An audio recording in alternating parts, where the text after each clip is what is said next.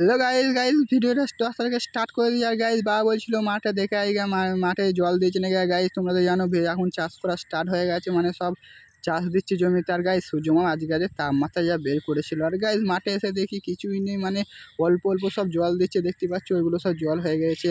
আর guys এই ভাইটা বলছিল যে কীরকম ভিডিও করো দাদা একটু বলে দাও। আমি এরকম ক্যামেরা নিয়ে এরকম ঘোরাবি, এরকম ভিডিও করা হয়। এবার যে গাইস এরা ভিডিও করবে তাই।